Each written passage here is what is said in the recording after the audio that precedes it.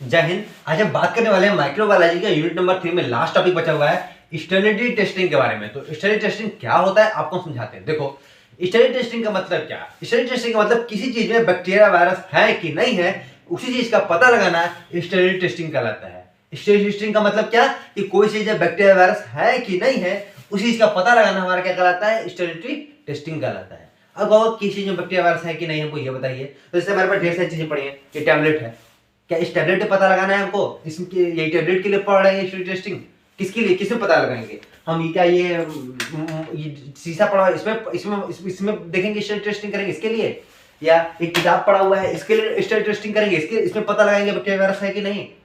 नहीं, हम क्या पढ़ रहे हैं, बी फार्मा। बी फार्मा मतलब दवाइयां बनाई कैसे जाती है, बोले तो ड्रग्स की पढ़ाई। ठीक है, तो हमको ये स्टेरिलिटी टेस्टिंग किसी ड्रग्स में बैक्टीरिया वायरस है कि नहीं, उस चीज को पता लगाने के लिए हम करते हैं स्टेरिलिटी टेस्टिंग। हम यहाँ पे पढ़ रहे हैं ड्रग्स में हमारा बैक्टीरिया वायरस है कि नहीं, उसके लिए पढ़ा जा रहा है स्टेरिलिटी टेस्टिंग। हमारा आपको क्या किसके लिए पढ़ रहे हो, आपको ना तो पंखा कूलर कुछ इस टाइप का स्टेरिलिटी टेस्टिंग नहीं करना है। इन समय नहीं पता करना है कि बैक्टीरिया वायरस है कि नहीं। हमको जो पता करना है वो इसमें पता करना है कि हमारे ड्रग्स में माइक्रोब्स बोले तो बैक्टीरिया वायरस है कि नहीं। ठीक है, अब आप ये तो समझ गए कि स्टेरिलिटी टेस्टिंग का मतलब क्या होता है, मतलब कि बैक्टीरिया वायरस का पता लगाना है कि नहीं। अब क्वेश्चन दिमाग में आपके ये बनता होगा कैसे पता लगाएंगे। तो देखो, दो मेथड है पता लगाने के। कौन कौन सा मेथड, एक मेथड है मेम्ब्रेन फिल्ट्रेशन मेथड, अंदर आपको एक मेथड है मेम्ब्रेन फिल्ट्रेशन मेथड, और दूसरा मेथड है डायरेक्ट इनोकुलेशन मेथड।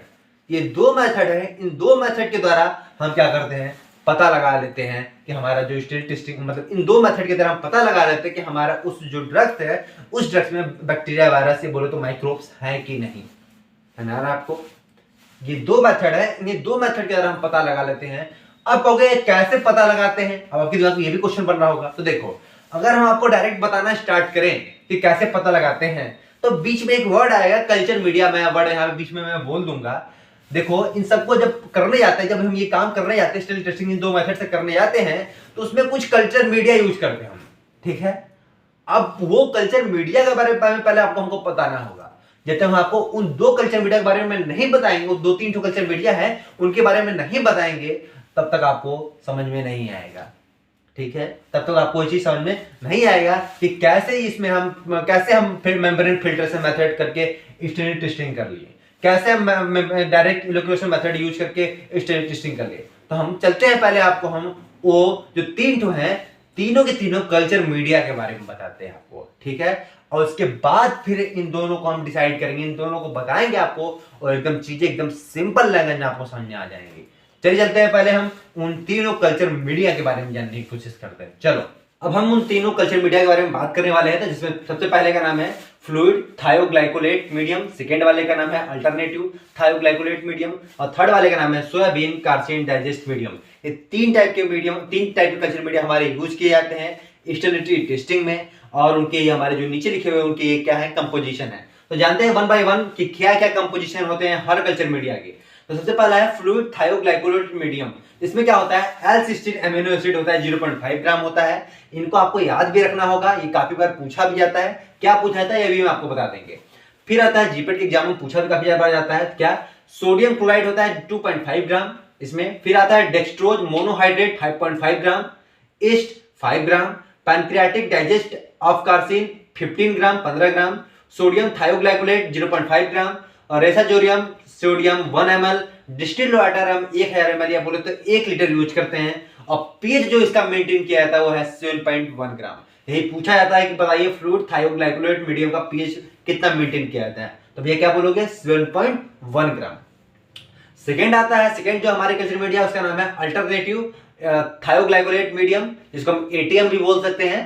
हमारा फिर उसमें L-सिस्टीन अमीनो एसिड उसमें होता है 0.5 ग्राम, NaCl sodium chloride 2.5 gram, dextrose monohydrate 5.5 gram, yeast 5 gram, pancreatic digest casein हमारा जो होता है वो होता है 15 ग्राम, सोडियम थायोग्लाइकोलेट 0.5 ग्राम, और डिस्टिल्ड वाटर 1000 ml, और इसका भी जो पीएच मेंटेन किया था वो होता है 7.1।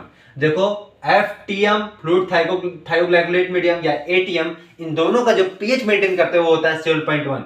और तीसरे वाले को देखते हैं, तो तीसरे वाले का नाम है सोयाबीन कार्सिन डाइजेस्ट मीडियम, जिसमें हमारा नाम है, पहले इसमें इसका कंपोजिशन है NaCl 2.5 gram, dextrose monohydrate 2.5 gram, pancreatic digest casein हमारा जो होता है वो होता है 2.17 gram 17 gram, peptic digest of soybean 3 gram, di potassium hydrogen phosphate 2.5 gram, distilled water 1000 ml, और जो हमारा पीएच मेंटेन करते हैं वो होता है 7.3। तो देखो एफटीएम और एटीएम इनका तो जो है पीएच कितना है मेंटेन 7.1, लेकिन हमारा जो थर्ड वाला है सोयाबीन वाला उसका क्या नाम है, उसका कितना पीएच मेंटेन किया जा रहा है, उसका है 7.3। तो 3 कल्चर मीडिया यूज किए जाते हैं हमारे इस स्टेरिलिटी टेस्टिंग में। अब आपको मैंने अभी भी बताया कि कितने टाइप की कितने तरीके से करते हैं स्टेरिलिटी टेस्टिंग, तो 2 तरीके से। कौन कौन से, एक मैंने पहला वाला बताया कौन मेम्ब्रेन मेथड, और एक डायरेक्ट वाला मेथड। तो उसमें कौन कौन से कल्चर में तीनों में से कोई 2 कल्चर मीडिया पहले वाले में यूज करते हैं और लास्ट वाले में किसी एक कल्चर। अब आपको हम समझा देते हैं कैसे हम करते हैं हमारा ये स्टेरिलिटी टेस्टिंग। तो देखो 2 मेथड मैंने आपको बताया था, एक मेम्ब्रेन फिल्ट्रेशन मेथड और दूसरा डायरेक्ट इनोकुलेशन मेथड। अब देखिए इसमें कैसे कैसे हम करते हैं। तो देखो पहले हम क्या होता है मेम्ब्रेन फिल्ट्रेशन मेथड में क्या होता है, देखो मेम्ब्रेन फिल्ट्रेशन मेथड कब यूज करते हैं, जब पार्टिकल साइज मतलब जो हमारा ड्रग्स होगा, चाहे वो सॉलिड नेचर का हो, चाहे लिक्विड नेचर हो, चाहे गैस नेचर का, पार्टिकल होंगे, छोटे छोटे पार्टिकल से मिलकर बना होगा, उस पार्टिकल का जो साइज होना चाहिए वो हो जाना चाहिए 0.45 माइक्रोन से ज्यादा नहीं होना चाहिए। अगर पार्टिकल साइज 0.45 माइक्रोन से ज्यादा होगा तब ये नहीं होगा, मतलब उससे कम के लिए हमारा मेम्ब्रेन फिल्ट्रेशन मेथड यूज किया जाएगा। और जब ज्यादा होगा 0.45 माइक्रोन से तो डायरेक्ट इनोकुलेशन मेथड का भी यूज करोगे। ठीक है, तो देखते हैं चलिए मेम्ब्रेन फिल्ट्रेशन मेथड में क्या क्या चीज है। उसका पार्टिकल साइज क्या होना चाहिए 0.45 माइक्रोन होना चाहिए, फ्लो रेट 55 से 75 मतलब 55 से 75 ml पर मिनट होना चाहिए। सेलुलोज, इसमें कौन सा फिल्टर्स यूज करते हैं, तो cellulose nitrate filters are used. इसमें सेलुलोज नाइट्रेट फिल्टर्स हमको इसमें क्या कहते हैं यूज किया जाता है। ठीक है, और क्या करेंगे, टेम्परेचर फॉर बैक्टीरिया के लिए 20 से 25 डिग्री सेल्सियस होना चाहिए, और फंगी होंगी जो फंगस होंगे उनके लिए 30 से 35 डिग्री सेल्सियस। और जो क्या करेंगे, सब कुछ काम करने के बाद incubate by the media bye 14 days, मतलब जो हमारा मीडिया हो 14 दिन के लिए क्या करेंगे, छोड़ देंगे। चलो आपको समझाते हैं कि मेम्ब्रेन फिल्ट्रेशन मेथड से कैसे करते हैं। तो देखो क्या होगा, हमारे पास एक डिवाइस होगी ऐसी, ठीक है, क्या होगा, ऐसे डिवाइस होगी, यहाँ पे एक मेम्ब्रेन लगा होगा, झिल्ली लगी होगी। ये झिल्ली इतनी है 0.45 माइक्रोन के जो भी पार्टिकल्स होंगे उनको आर पार जाने देगा। तो हमने क्या बोला, जो हमारा ड्रग्स होगा वो कितने, उसका पार्टिकल साइज कितना होगा 0.45 माइक्रोन, मतलब क्या होगा, ये हमारे ड्रग्स को आर पार जाने देगा। तो देखो क्या करेंगे हम, जो हमारा अगर हमारे पास ड्रग्स है और हमको पता करना है कि ड्रग्स में हमारे बैक्टीरिया वायरस है कि नहीं, माइक्रोब्स है कि नहीं, तो क्या करेंगे, ऊपर से डाल देंगे इसमें। जैसे ही डालेंगे तो यहाँ पे क्या लगा है, मेम्ब्रेन फिल्टर। ठीक है, ये फिल्टर क्या करेगा, हमारा जो ड्रग्स होगा उसको पार जाने देगा, क्योंकि वो 0.45 माइक्रोन से छोटा है उसका पार्टिकल साइज, तो नीचे चला जाएगा। लेकिन बैक्टीरिया वायरस अगर रहेंगे तो इसमें हमारे क्या होंगे, फंस जाएंगे। क्या होंगे, फंस जाएंगे। समझा रहा आपको। अब ये जो हमारा मेम्ब्रेन है, इसको मेम्ब्रेन को बाहर निकाल लो, क्योंकि इसके अंदर क्या है, बैक्टीरिया वायरस यहाँ पे जमे हुए हैं, इसको निकाल लो बाहर निकाल कर क्या करो, इनको यहाँ पे बाहर निकालो और बीच से काट दो। जैसे ही काटोगे तो ये हमारे 2 भाग में ऐसे ऐसे अलग अलग बट जाएंगे। ठीक है, जैसे मिलेंगे तो एक मिला को उठा के डाल दो इस कल्चर मीडिया में। उस कल्चर मीडिया क्या नाम है, एफटीएम पहला वाला, और दूसर के क्या नाम है, ये दूसर का जो हमारा झिल्ली है उसको किसमें डाल दो, एटीएम। हमने बताया था आपको दूसर के वाले एटीएम, मतलब बोलो दूसर के कल्चर मीडिया में। कल्चर मीडिया है क्या, कल्चर मीडिया बैक्टीरिया का खाना है। अगर ये कल्चर मीडिया इसमें बैक्टीरिया आ गया तो बैक्टीरिया को मतलब बैक्टीरिया खाना खाने लगेगा, और खाना खाएगा तो अपना ग्रोथ कर लेगा, मतलब बैक्टीरिया गुच्छा में पैदा हो जाएगा यहाँ पे।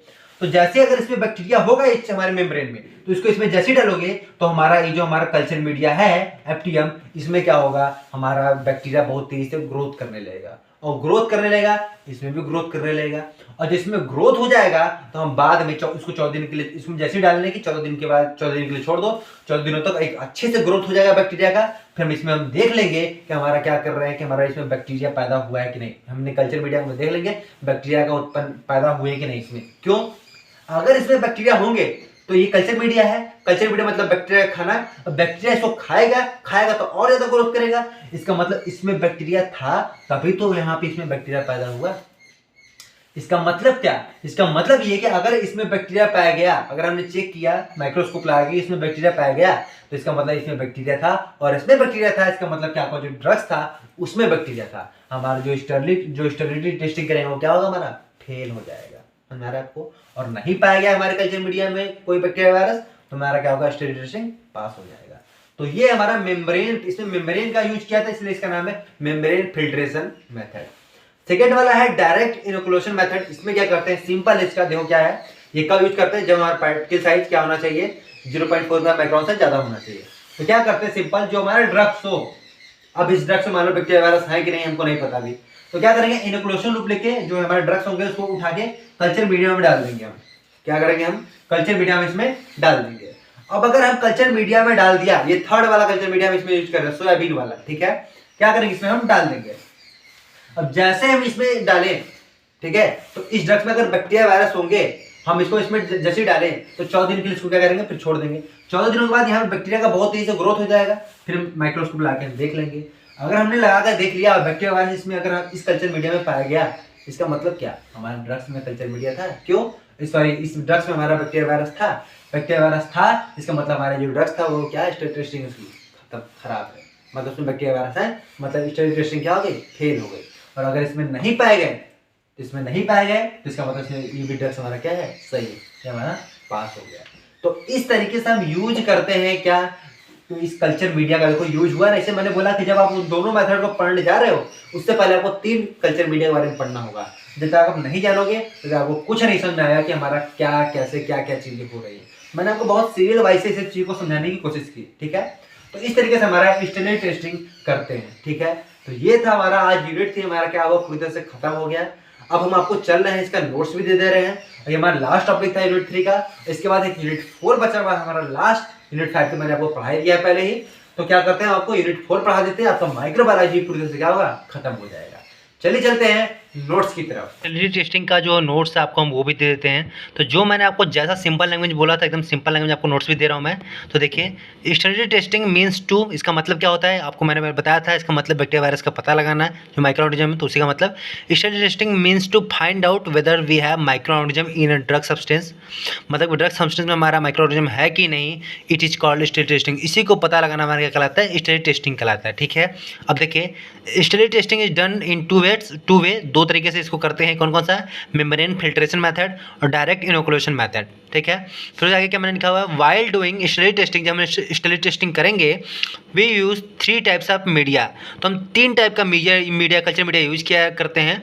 Then first we know about these media, पहले हम उस मीडिया के बारे में जानते हैं। तो मैंने आपको 3 टाइप के मीडिया बताए थे। तो देखिए, सबसे पहला है मीडिया, सबसे पहला कल्चर मीडिया क्या है हमारा, फ्लूइड थायोग्लाइकोलेट मीडियम। ये हमारा क्या है, हमारा ये क्या है, उसका कंपोजिशन है, ठीक है। ये हमारा क्या है, कल्चर मीडिया है, ये इसका क्या है, कंपोजिशन है। तो कंपोजिशन मैंने आपको बताया था क्या क्या चीज़ें आते हैं, एक बार आप फिर से देख सकते हो। L-cysteine 0.5 ग्राम, sodium chloride 2.5 gram, dextrose monohydrate 5.5 gram, yeast 5 ग्राम, पैनक्रेटिक डाइजेस्ट कैसिन हमारा 15 ग्राम, सोडियम थायोग्लाइकोलेट 0.5 ग्राम। सब कुछ चीज़ें हैं। डिस्टिल वाटर 1000 ml, pH इसका मेंटेन करना होगा 7.1 है, 7.1। तो ये तमाम तरह के इसके क्या है, हमारे कंपोजिशन है जो इस कल्चर मीडिया में बनाने में यूज किए जाते हैं। जैसे दवाई होता है तो दवाई में भी ढेर सारे कंपोजिशन मिले होते हैं, उसी तरीके से ये जो हमारा कल्चर मीडिया है उसका ये कंपोजिशन है। ये सब चीज़ों से मिलकर ये हमारा कल्चर मीडिया बनता है। अब हम इसका ये देख लेते हैं दूसरा हमारा क्या था। तो दूसरा हमारा था अल्टरनेटिव थायोग्लाइकोलेट मीडियम। इसमें क्या क्या चीज़ में है, क्या ऐसा कंपोजिशन है, L-cysteine एमिनो एसिड कितना है 0.5 ग्राम, Na sodium chloride 2.5 gram, dextrose monohydrate 5.5 gram, east extract 5 ग्राम। ये सब हमारे हैं। डिस्टिल्ड वाटर फ्रेश है, हम pH इसका 7.1 मेंटेन कर लेंगे। तो ये इसका क्या है, इसका भी ये भी हमारा क्या है, इसका सेकेंड कल्चर मीडिया का ये क्या है, कंपोजिशन है। अब थर्ड वाला क्या था, सोयाबीन कैसिन डाइजेस्ट मीडियम, तो इसका कंपोजिशन ये हमारा, इसमें वही चीज़ है, NaCl 2.5 ग्राम रहता है, डेक्सट्रोज मोनोहाइड्रेट 2.5 ग्राम, तमाम तरह की चीज़ें हैं जो इसमें लिखी हुई मैंने, ठीक है। इसका pH बस 7.3 हमें इसमें मेंटेन करना पड़ता है। तो 3 कल्चर मीडिया के बारे में हमको पहले पता हो जाएगा। अभी तीनों कल्चर मीडिया के बारे में हमको पता चल गया। अब इसके बाद हम जाएंगे स्टैंडर्ड टेस्टिंग करने। अगर आपने वीडियो देखा होगा तो ये सब चीज़ें काफ़ी आसानी से आपको समझ में आ रहा होगा। अब देखते हैं तो इसका क्या है, कैसे करते हैं। तो सबसे पहले 2 मेथड है। पहला मैंने बताया मेम्ब्रेन फिल्ट्रेशन मेथड। तो मेम्ब्रेन फिल्ट्रेशन मेथड में बताया था मैंने, पार्टिकल साइज 0.45 माइक्रोन होना चाहिए। फ्लो रेट कैसा होगा, 55 to 75 ml पर minute. Cellulose nitrate filter use होगा, सेलुलोज नाइट्रेट फिल्टर इसमें यूज किया जाता है। टेम्परेचर कैसा होगा, टेम्परेचर फॉर बैक्टीरिया 20 से 25 डिग्री सेल्सियस, वो फॉर फंगी 30 से 35 डिग्री सेल्सियस। इंक्यूबेटेड फॉर 14 दिन, मतलब 14 डेज के इसको इंक्यूबेटेड छोड़ देंगे हम। कैसे करते हैं प्रोसेस, तो देखो सबसे पहले बताया था मैंने, इन दिस प्रोसेस क्या कहता है, sample is drawn through a porous membrane. इसमें क्या करेंगे, पोरस मेम्ब्रेन होगा, उसमें क्या करेंगे, हम सैंपल को डाल देंगे। दैट ट्रैप माइक्रो ऑर्गेनिज्म, और उसमें क्या होगा, माइक्रो ऑर्गेनिज्म जो हमारे होंगे वो फंस जाएंगे। लार्जर देन, जो कि किसे 0.45 माइक्रॉन से जो होंगे क्या होंगे, जो बड़े होंगे वो क्या होंगे, इसमें फंस जाएंगे।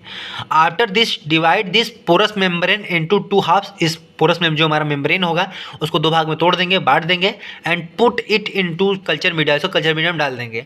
नाउ ऑब्जर्व दिस, इसको ऑब्जर्व करेंगे। If microbial growth was observe, microbial growth अगर ऑब्जर्व हुआ उस सैंपल में तो हमारा स्टेरिक टेस्टिंग क्या हो जाएगा, फेल हो जाएगा। सेकंड आता है डायरेक्ट इनोकुलेशन मेथड। इसमें क्या है, पार्टिकल साइज हमारा ग्रेटर देन 0.45 माइक्रोन से इनक्यूबेटेड मीडिया फॉर 14 डेज छोड़ देंगे इसको।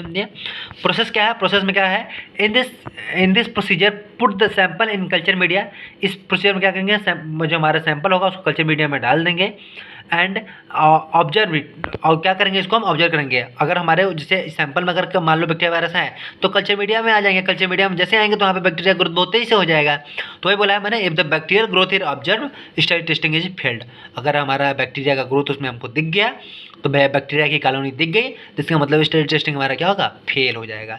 तो ये थे इसके नोट्स, काफ़ी आसान शब्दों में मैंने लिखी हुई है, जो चीज़ मैंने बोला उसको बस इंग्लिश में एकदम लिख के दे दिया है मैंने आपको। काफ़ी आसान है, आप काफ़ी आसान शब्दों में समझ सकते हो। चलो मिलते हैं आपसे हम नेक्स्ट वीडियो में एक लास्ट यूनिट के साथ जो हमारा होगा यूनिट नंबर 4। तब तक के लिए जय हिंद।